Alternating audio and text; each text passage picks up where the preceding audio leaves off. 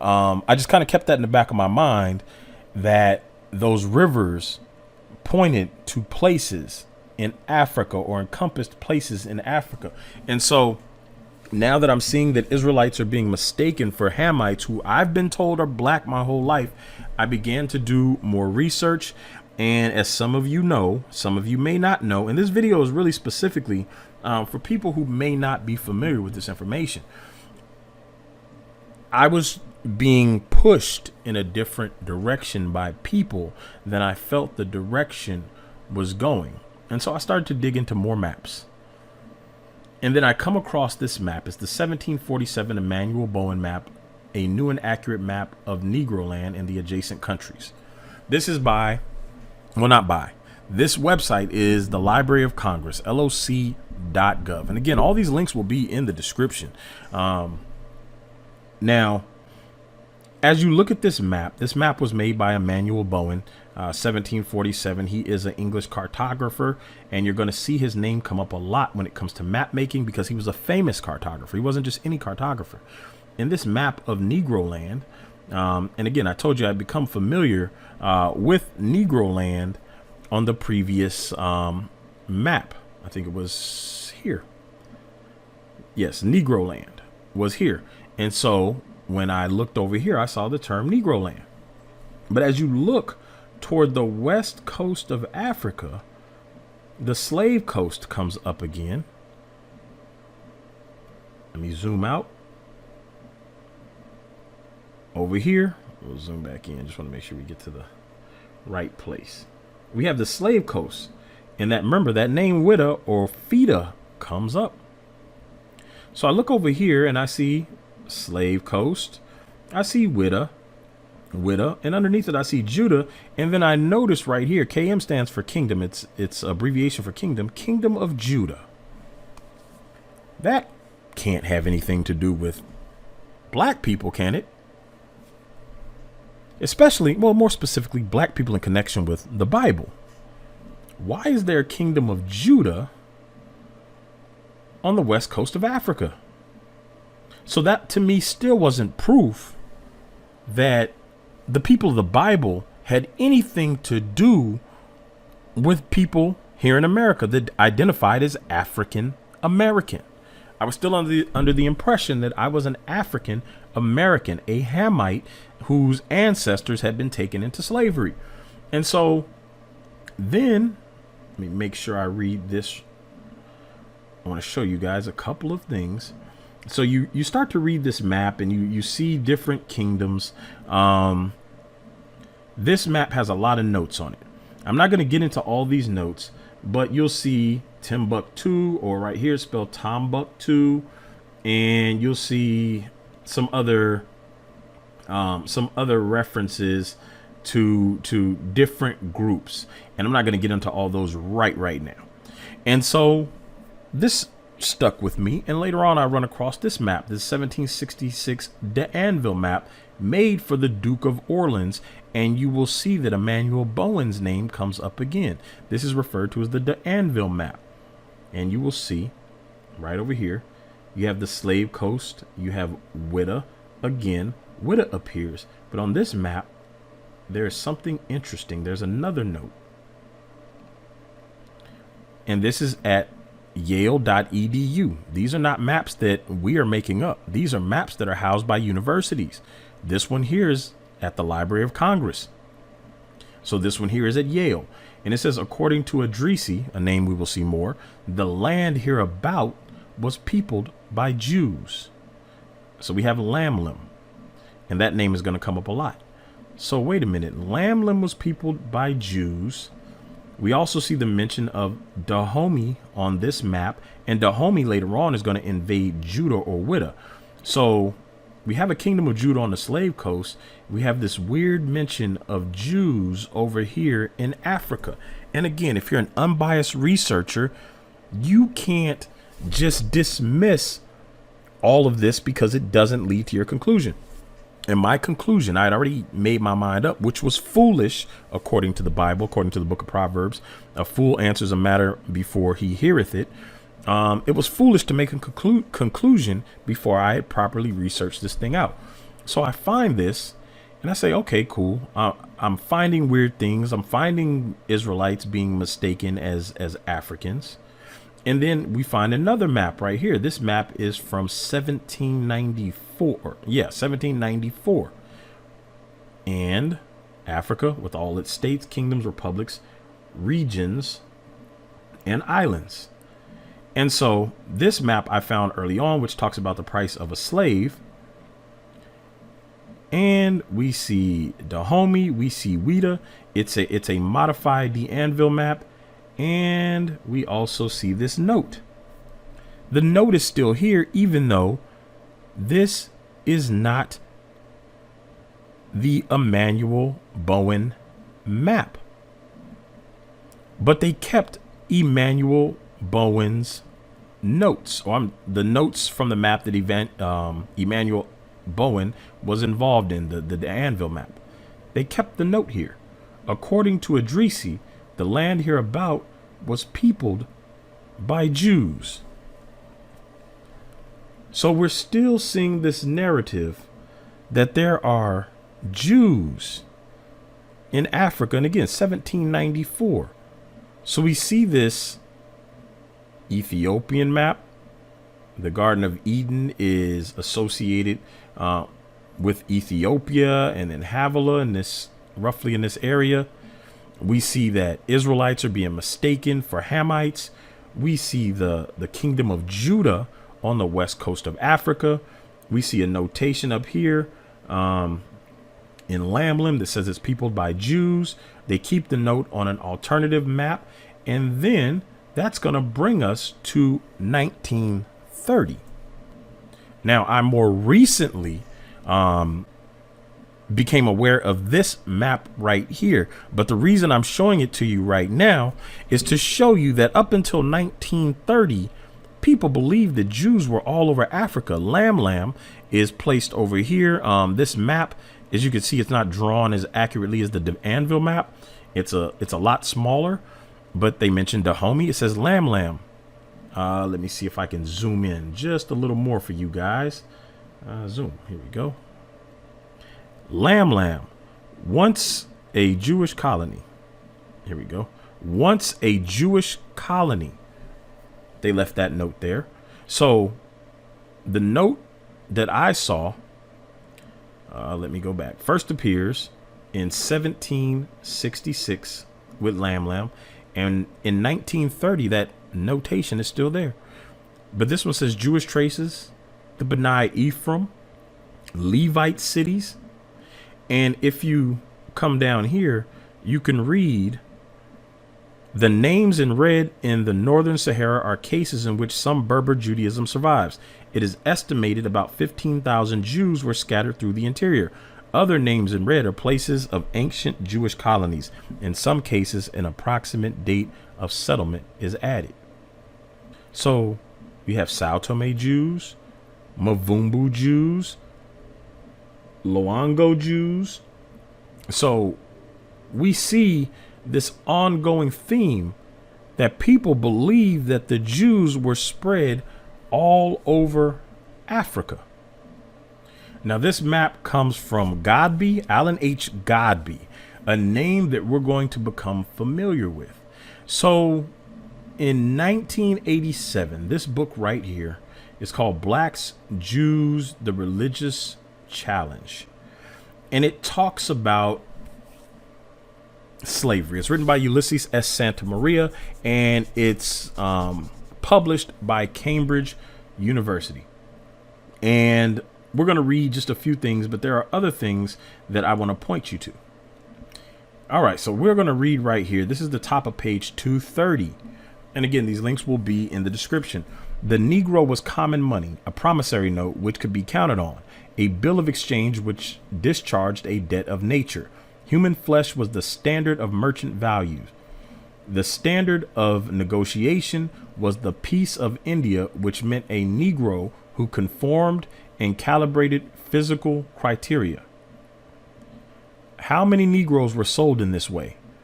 Quinnell, in his thesis on the black slave trade, estimates a total of some 80 million.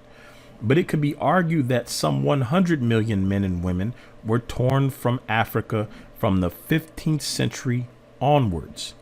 In North America, only the southern states had a climate that the blacks could survive, and the southern planters employed them in such massive numbers that at the time of the War of Independence, the populations of the most prosperous regions of the United States were half black. When arrived, the Negro was firstly deprived of his name, separated from his family and the others of his tribe. The anonymity of servitude, the dispersion and rapid rotation of workers autonomized them to such an extent that they became absolutely alienated objects. No social reference existed among these herds of slaves. They became social aliens, tallyable and workable at pleasure. In the 18th century, some Europeans began to talk of genocide.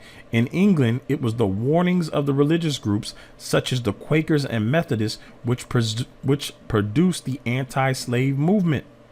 But what warnings were they giving? The Quakers and the Methodists, these are religious people. What warnings were they trying to give these people? You can enslave them, but don't wipe them out. In 1834, all slaves of the British Empire were freed. It was not until 1865 that the law for the abolition of slavery in the United States was voted in. So 80 million people estimated. Again, this is published by Cambridge University. So if people want to challenge the credibility of the sources, make sure you point out where these sources come from. So 1834, they're freed in the British Empire. There are warnings from Quakers and Methodists. What is so different about these people? You can enslave them, beat them, rape them, split them up, strip their names, alienate them, strip their culture. But what warnings were these religious people giving? If we turn to the book of Jeremiah, chapter 17, verses 1 through 4, there is a prophecy written to Judah. And remember, we just found the kingdom of Judah in West Africa, but we don't know if that has anything to do with whether or not Negroes are descendants of slaves are descendants of these people from Judah, and if Judah has anything to do with Israelites at all. But the research is pushing us in that direction. We've seen references to the Igbo people. We see the maps referencing Jews in that area. We see the people of Dahomey. We see the people of Ouida. And so right here it says the sin of Judah is written with a pen of iron and with the point of a diamond. It is graven upon the table of their heart and upon the horns of your altars.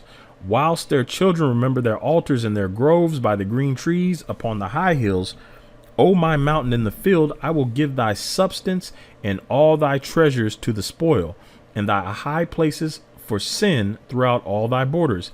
And thou, even thyself, shall discontinue from thine heritage that I gave thee, and I will cause thee to serve thine enemies in a land which thou knowest not. For ye have kindled a fire in my anger, which shall burn forever. Now, this is one of the first prophecies that came to mind. One of the first. Later on, I would become more familiar with Deuteronomy 28. So for me, it wasn't that in the beginning. It was the historical research that started pointing me in this direction.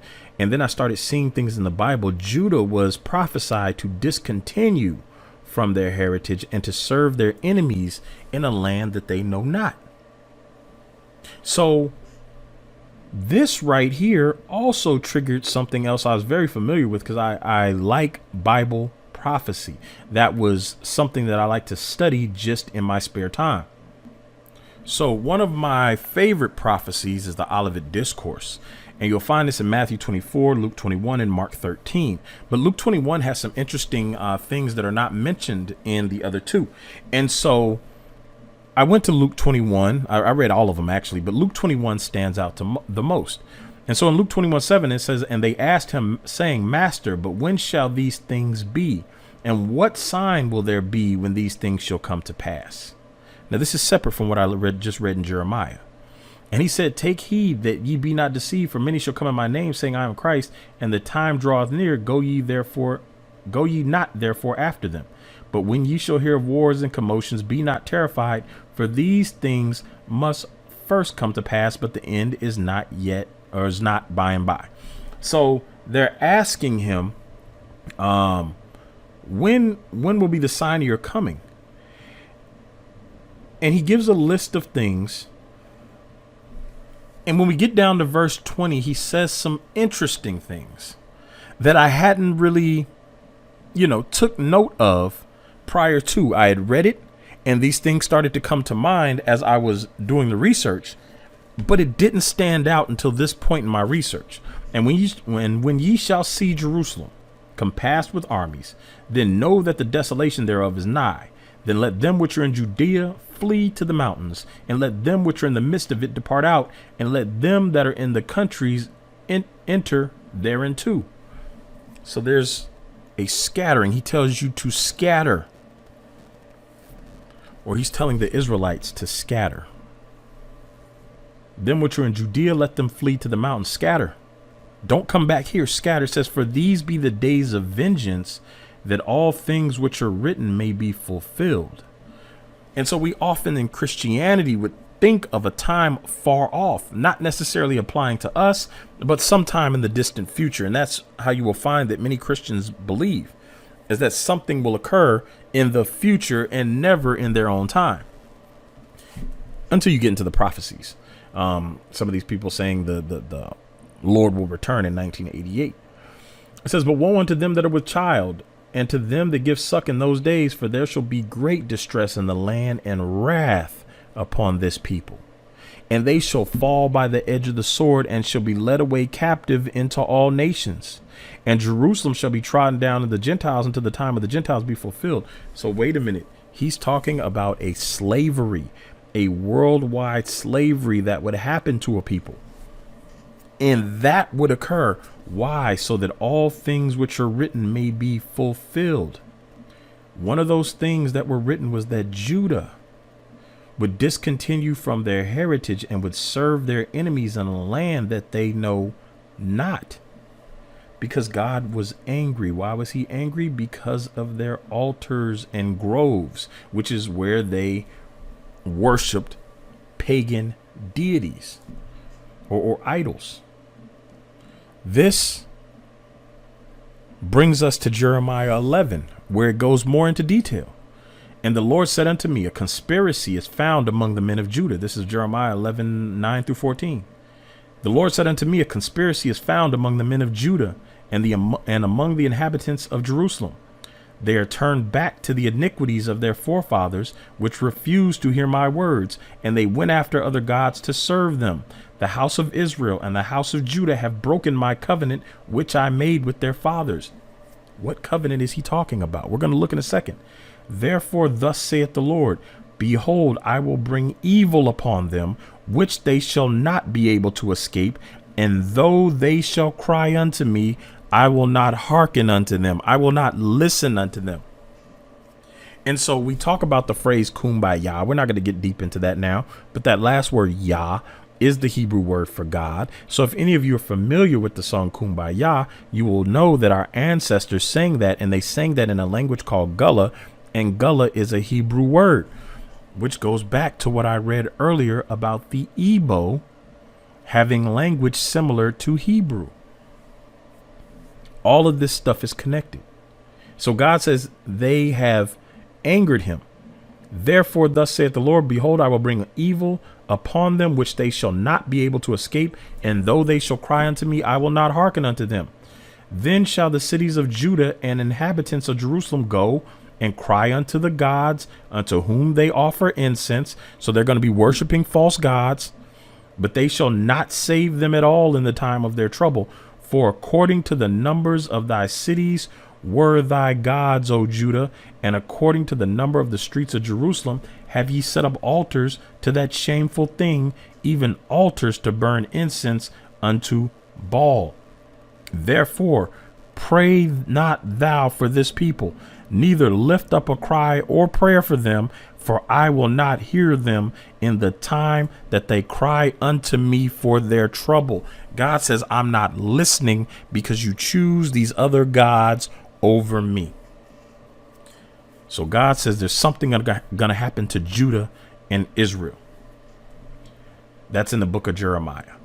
Jeremiah says they're going to go into slavery and serve their enemies. Christ says they're going to go into slavery, but more specifically, Jeremiah 11 says Judah, the house of Israel and the house of Judah have broken my covenant. What covenant is he referring to?